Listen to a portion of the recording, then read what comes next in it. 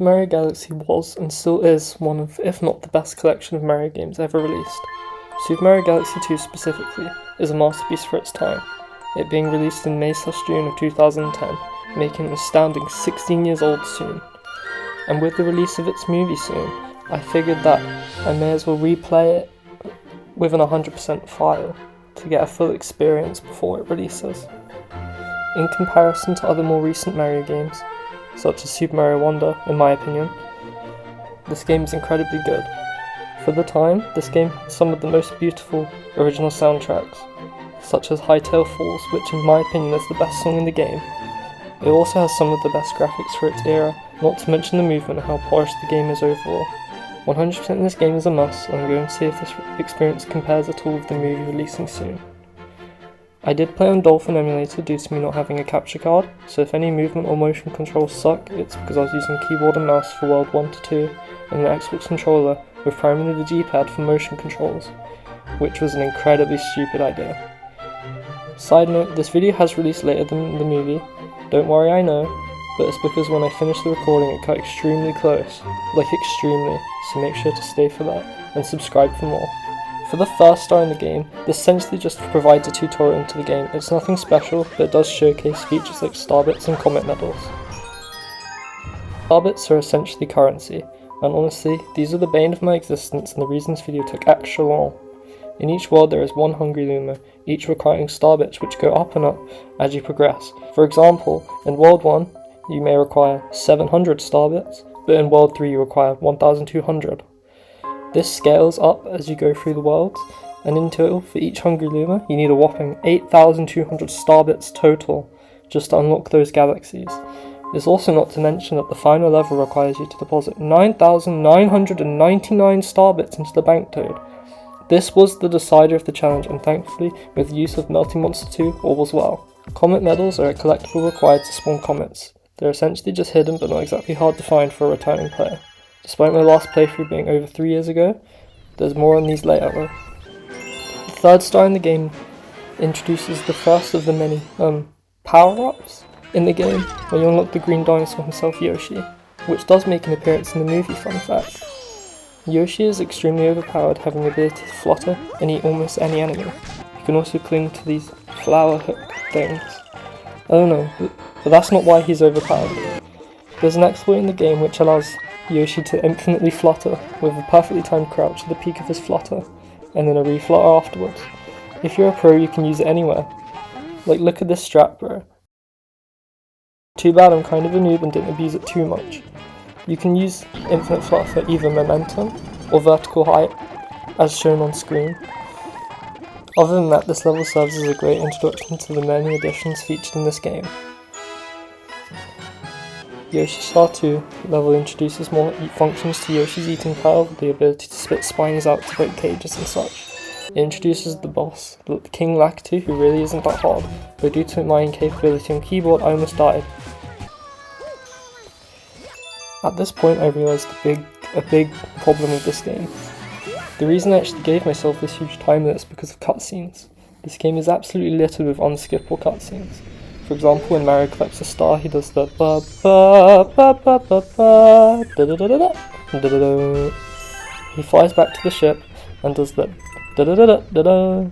Alongside that, an unskippable recollection of the Starbits and coins you collected, and an autosave too, although very helpful. If we do the math, for 242 times the amount of time this takes, it adds up to that amount on screen. Furthermore, every time you want to collect another star, you have to traverse the world map, select the star, watch it spin, opening cutscene, land, then start. If we do the math again, multiply this by 242 again, you get a groundbreaking this many hours and mins and secs on the screen, and as a proportion of the time I gave myself, this generally extends the run so much, whilst introducing the possibility of immense boredom and therefore me taking breaks, which isn't optimal on a tight timer. The spin drill is the first actual power-up you find in the game. Excluding the Rainbow Star in Sky Station 2, it essentially just allows you to spin through dirt with a spin. It really isn't much, it's just good for the upcoming boss, Diggerleg. Diggerleg is essentially Megaleg's little brother. It's an absolute pushover, so cue its demise. I'm also going to skip Spin Dig 2. It's basically the same thing but Silver Stars, and this will happen more frequently as the run goes on.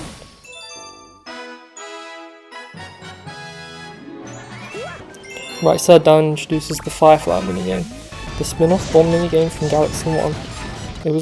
It wasn't hard, but quick stars are key for this challenge. The actual star is a pushover. You can skip the whole end of the level, so not much to cover here. Flip Swap is the first Hungry Luma Galaxy. Honestly, the level's easy, but due to the terrible controls with keyboard it kinda sucked. Other than that, nothing to add. Cool gimmick though. Blue and red swap with each spin if you aren't aware.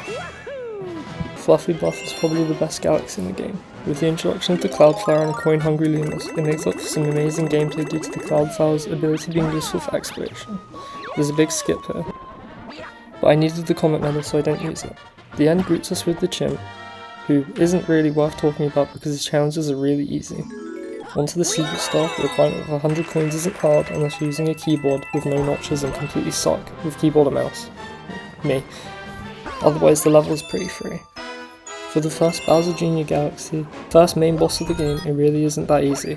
After doing a skip to immediately reach Gobblegut, the show is on. The strategy here is to target the back of his body, so the second, more aggressive phase is easier. For a first boss this guy is tough, and I'd say it's tougher than any of the Bowser fights in the game.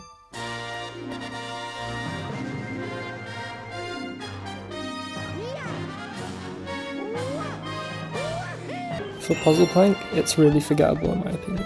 With the return of Bugaboom and the return of the Mandibug stack, wow, the really difficult bosses in the game, I totally didn't die to it.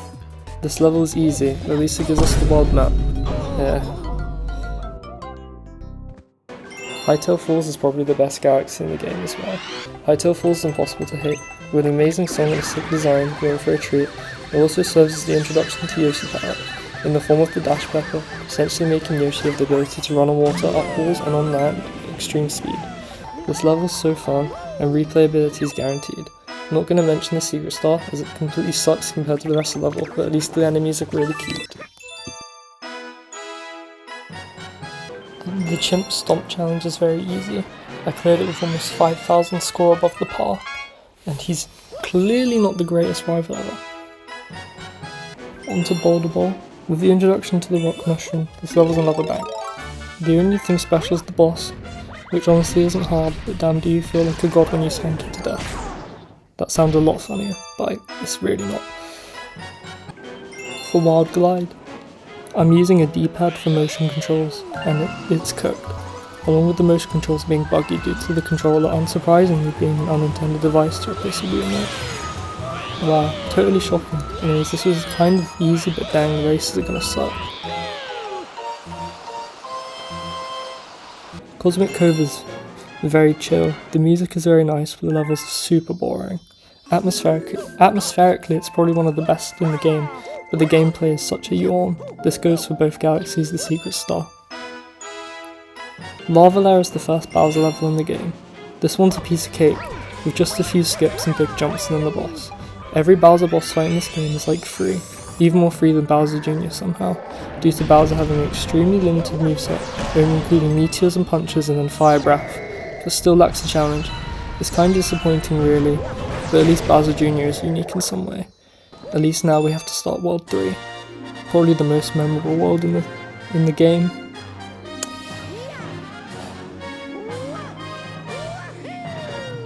The first star in Tool Trunk is nowhere near as good as the second star, but it does introduce the second Yoshi power-up, the Blimp Fruit, which stars in the movie at the very end.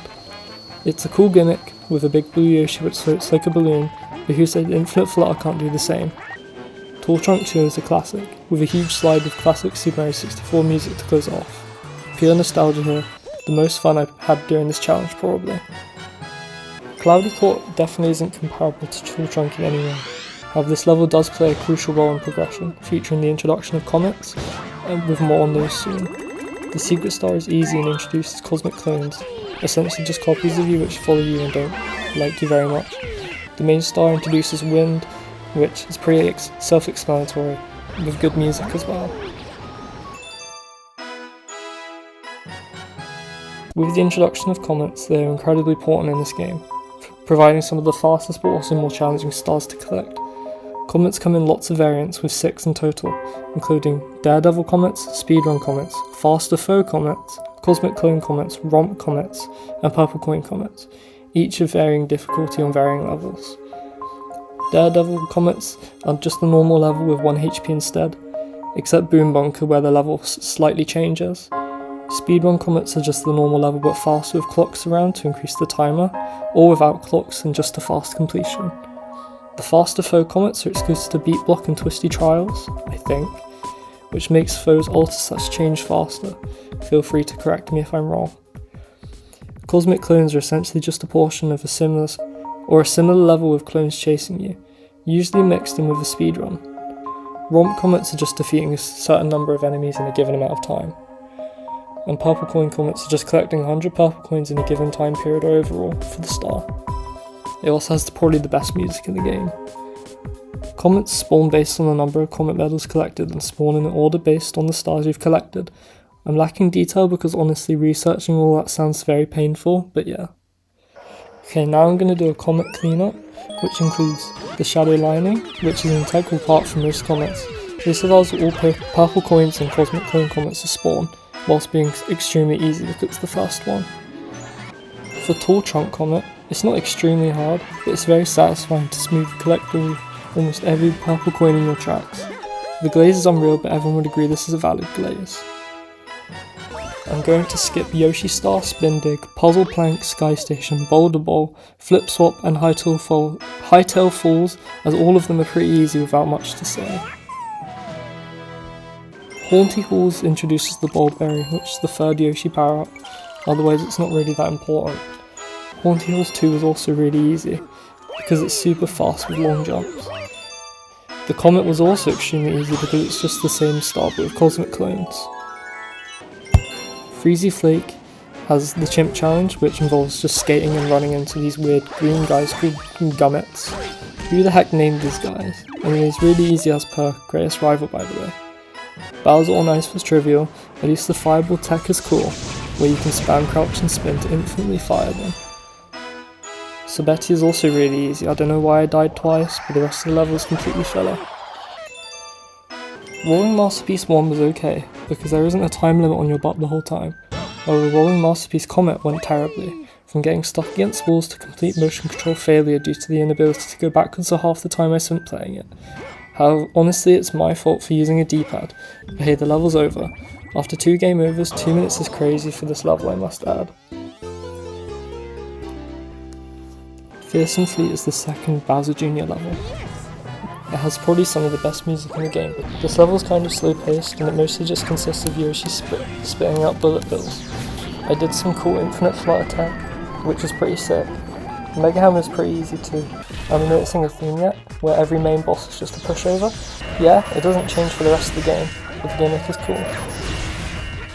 And it is time for Forgettable World 4, which I'm probably going to skip because there really isn't nothing special.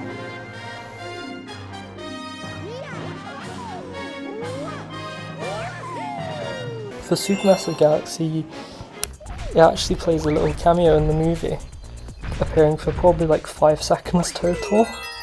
Other than that, it's not really special. You can also get infinite lives on this level because of the huge Koopa Troopers. Heading back to World 1, we're doing Gobblegut but fast. Are we serious? Anyways, he's already dead. There's nothing special for the rest of World 4 except the Chompworks Galaxy, which introduces the Spring Mushroom in the second star. Onto Gravity Gauntlet. This level's weirdly hard leading up to Bowser. It's riddled with lava bubbles which are so unpredictable, the gravity itself makes things a bit awkward. I don't know, it could just be me. But look at the Bowser fight. He developed the ability to send out pink shockwaves. Dang, must be the hardest thing ever, right? No, onto World 5. Space Storm is pretty unique actually, I rate it. It's not hard or anything, but guiding the Bob-omb in the grass is cool. The second star is so short, there's barely a point in showing it with the skip. Should have brought Top Maniac back. Yeah, back to Fearsome Fleet to fight Mega Hammer again, with only 1 HP. It wasn't very hard, just had to do less fast strats because don't want to die. Onto Upside Dizzy, the fire garbage dump isn't hard once again, the game of fall off is actually unreal. The regular star is kinda easy too, just a bit confusing when you're getting a headache every time you flip.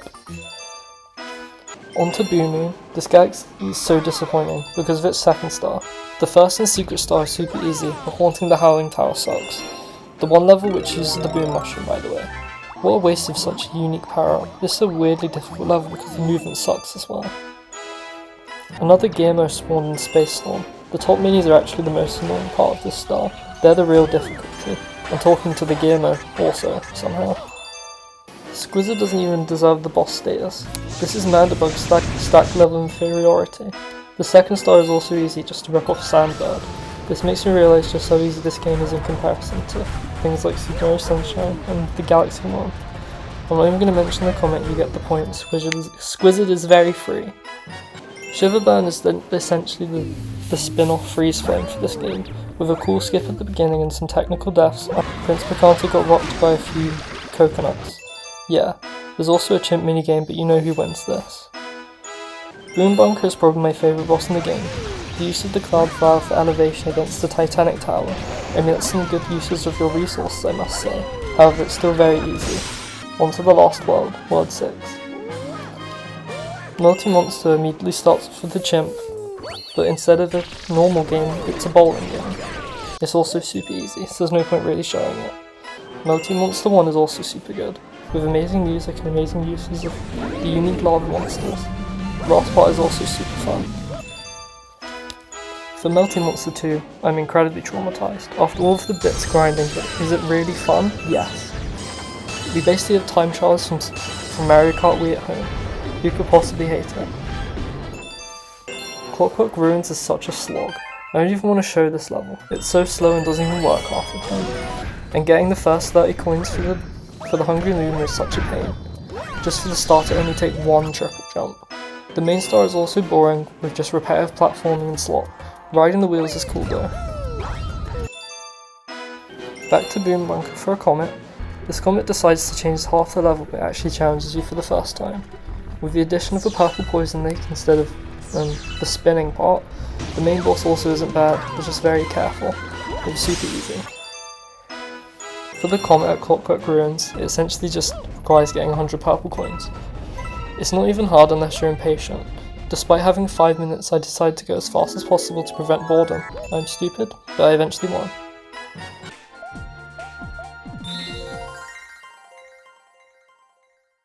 Throwback Galaxy is a beautiful recreation of Womp Sport games. It has amazing music and a big, huge Womp as the boss. How can a ground pound even kill this guy? Also, isn't this like the height difference we all want, right? Throwback with clouds, that's all. Skip. Battle Belt is a huge yawn. Am I the only one tired of watching myself play Battle Belt? Hopefully not. This galaxy is such a sleeper other than the fiery Gobblegut. There's some nice tech for the main star though, by crouch clipping into the cage. The comet is also just the fast start with almost no extra difficulty because it's a daredevil, so skip this. For the last galaxy of the game, this showcases everything super well. It's littered with power-ups from Mario and Yoshi, and it truly showcases what you've been through to get there. Unfortunately, I can't infinite flower well enough to take Yoshi with me, but it's okay because Bowser is, take a guess, a Freelo. With one last meteor, he's finally dead and the ground star is mine. However, but Bowser decides to glitch and decides to fight again. The atmosphere in this final fight is perfection. This game truly encapsulates the graphics and how outstanding they were for its time. Enemies we won, and we're going to jump off to show that you actually can't die. So if you know about that, comment. Anyways, the game is over and there's immediately cutscenes. And then there's only World S. I'm going to skip all the comments because I think they're kind of useless to show. And I'll just show World S. Mario Squared isn't really worth talking about because the first star is really easy. But the second star is a rip-off of Galaxy 1's Luigi's Purple Coins. But why do they make it so easy in this game? I guess it's just to appeal to the kids or something, I don't know. For Rolling Coaster, I finally swapped to the right stick for this level instead of the D-pad. It was really easy, as well as the Comet, where I only missed 5 of the 110 purple coins, which is pretty solid without a Wii remote. Right. For Twisty Trials, we have Rico Harbour at home, because this is genuinely so easy with a cloud power-up. The Comet included It's just a longer and faster timeless. The addition of Yoshi is nice, and the 5 1-ups you get are thanks to making it very easy. Stone cycling is finally a challenge. The Tox boxes are so underutilised, I'm glad they made them return, but they're so terrifyingly fast. The Comet is easier than the regular star, I'd say, it just requires going fast. Boss Blitz is a throwback, except Bouldergeist, cause screw that guy bro. Anyways, I've played Galaxy long enough to know how easy each boss is. The speedrun is almost no different. After this I decided to grind some star bits, and I unlocked Flashback, Fleet Glide and Slimy Spring. But they're really not that important, so I'm not going to show them. Flip Out is a great end to the main stars. The usage of the spin gimmick has done super well, to be honest. The Clones Comet is also cool but somewhat tough. It's no biggie though, onto the green stars after a short throwdown with Bowser again. For the green stars, most of them are incredibly short, because I remembered almost every single one somehow, so I'll just make a huge montage of each one unless something cool happens. Like look at this very first star bar.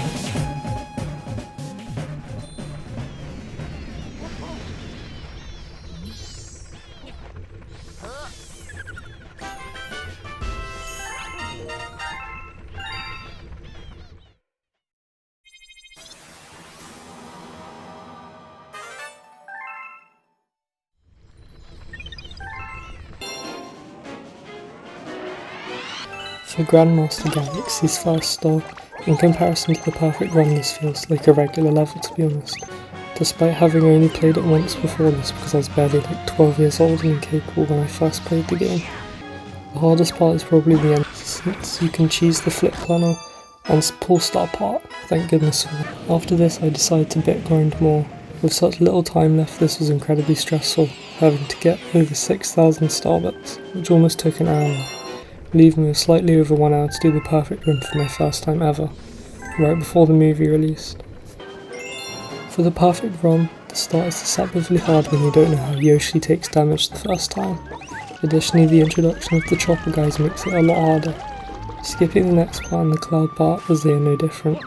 The section with the flip panels is made extremely easy with backflips, which cancels the lasers thankfully, providing potential clouds for the pull star part.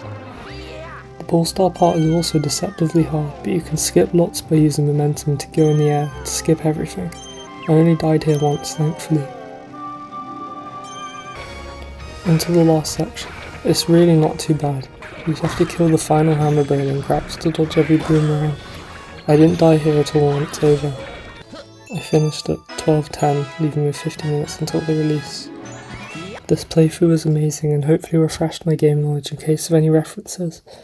Okay, so I watched the movie and honestly it's pretty good. I might do an honest review video that seems more expanding references rather than a probably subtle plot. Also, justice for Rosalina's screen time, bro.